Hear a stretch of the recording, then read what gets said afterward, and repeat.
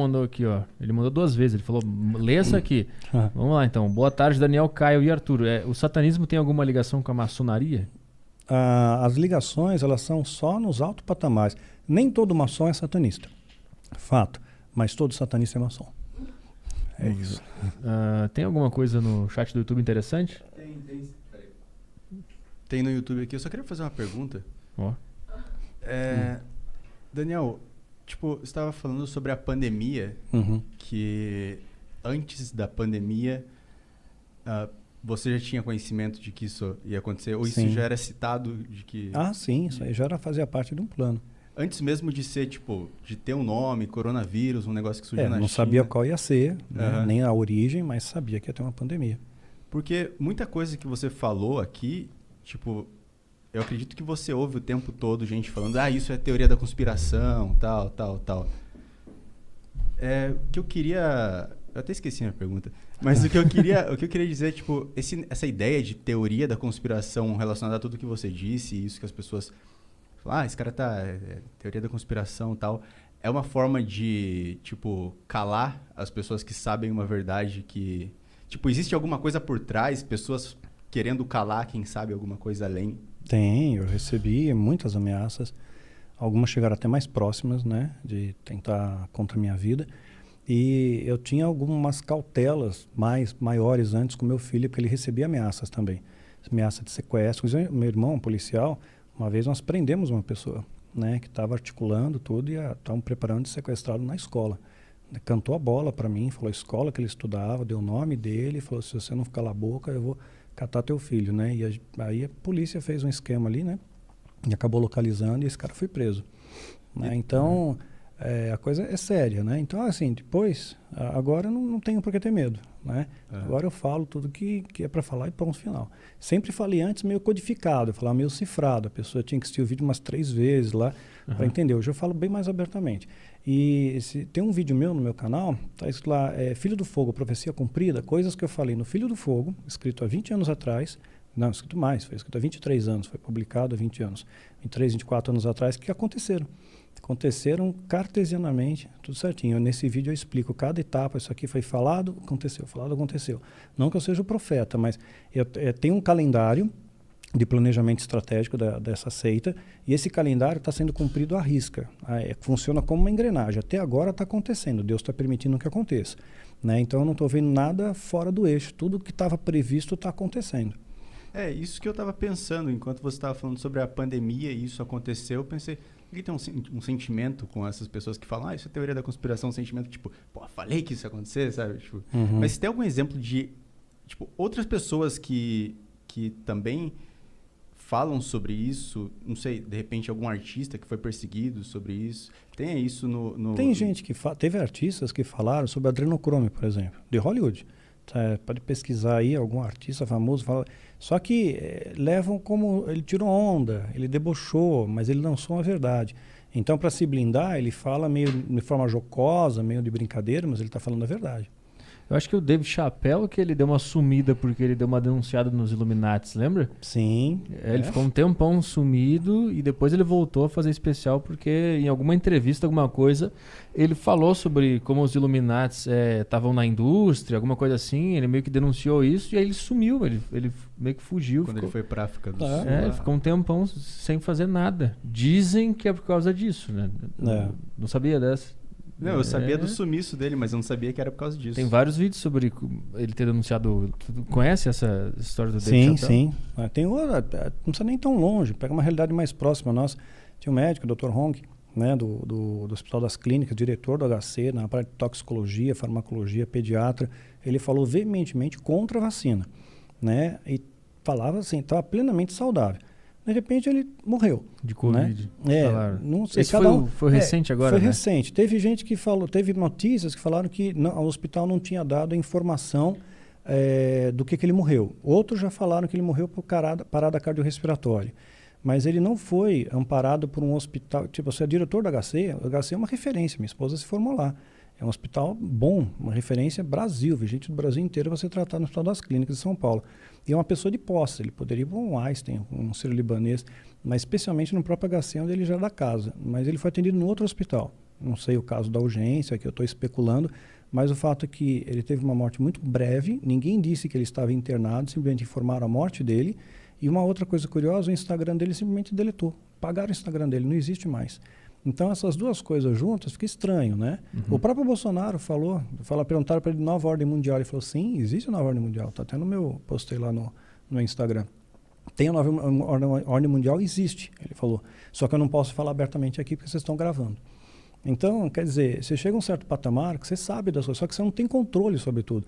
Se você desviar para a direita ou à esquerda, eles vão atrás de sua família, vão atrás do teu filho, né? Queria só perguntar uma coisa sobre tu disse que o calendário está sendo cumprido. Sim. E aí tu falou que Deus está permitindo.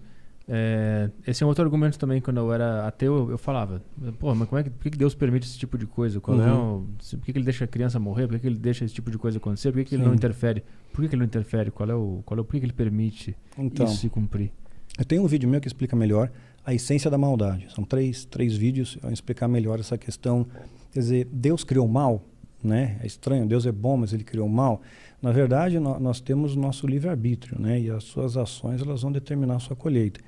Então, tem todo um efeito cascata sobre a humanidade, não sobre uma pessoa só, sobre a humanidade de estar debaixo de tudo isso. Então, eu sempre oriento, por exemplo, pais e mães, fica de olho no teu filho.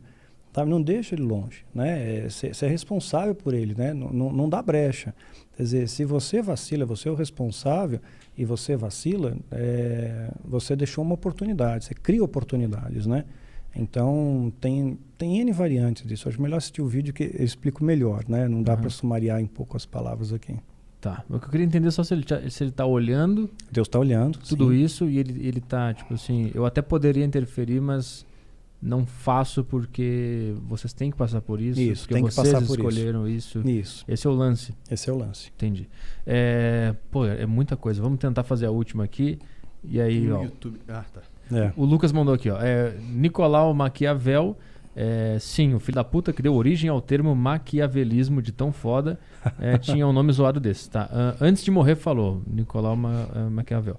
Quero ir para o inferno, não para o céu, pois no inferno gozarei da companhia de papas, reis e príncipes. No céu só terei companhia de mendigos, monges, eremitas e apóstolos. Gostaria de saber o quanto vocês concordam com essa frase icônica. Valeu, forte abraço, pessoal, principalmente pro Caio. Não, é um ponto de vista pessoal dele, a filosofia dele, não pode colocar isso como regra. Mas é interessante. Né? Tá, tem alguma coisa de interessante no YouTube? Tem sim, tem. O Salles, ele mandou um super chato aqui. Chama de super chato, cara. Não te conhecia, Petri, mas gostei muito dos seus podcasts. É muito satisfatório ouvir falarem sobre Deus. Criei um canal que tem como missão fazer seu podcast favorito render um pouco mais. O Salles. O Salles é o cara que mandou. Tá. O Rafa. Caio Delacqua, segue mais uma contribuição pro Magnum na padaria.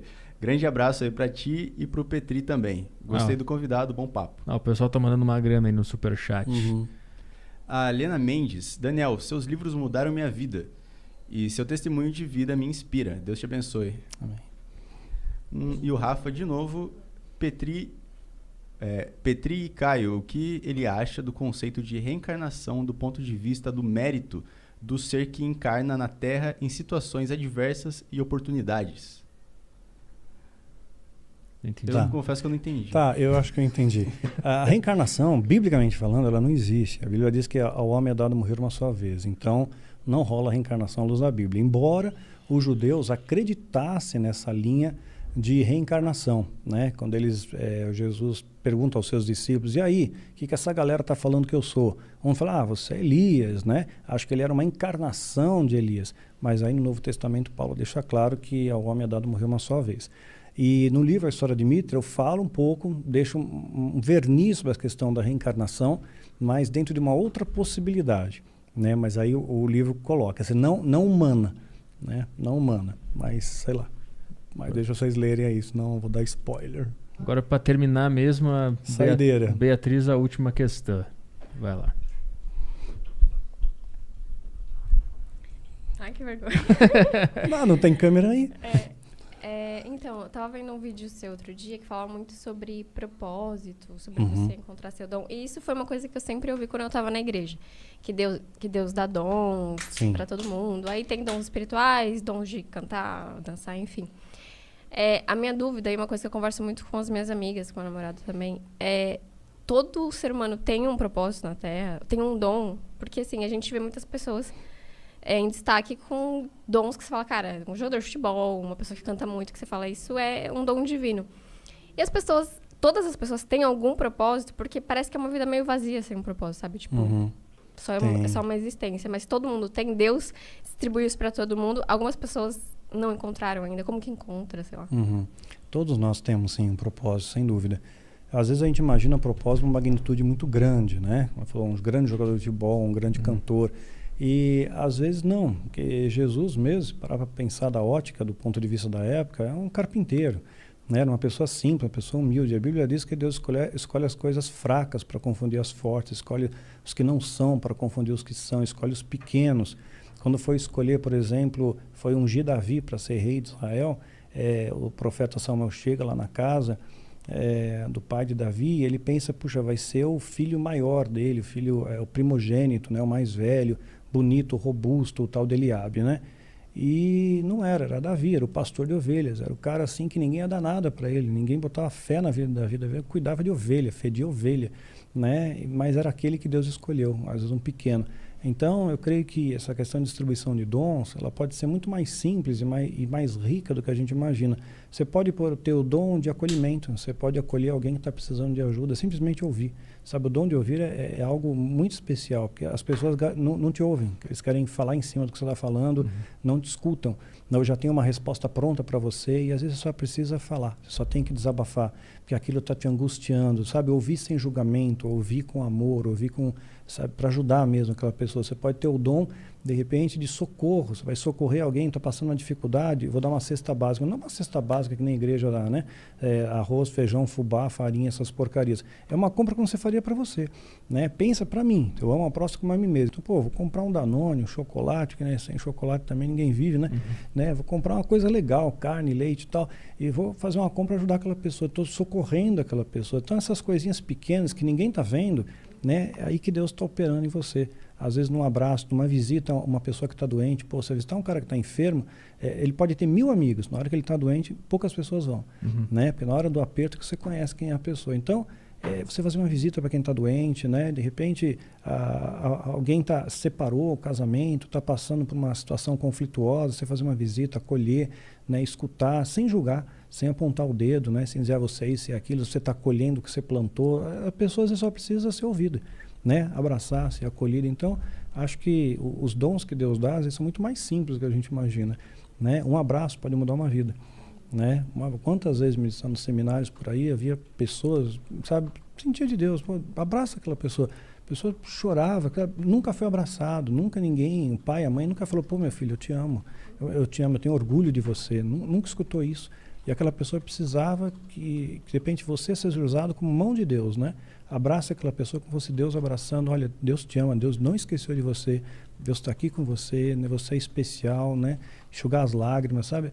É isso que Deus faz, né? Então, acho que todos temos esse dom, sim. Falta a gente exercitar, que a gente vive numa sociedade muito egoísta, né?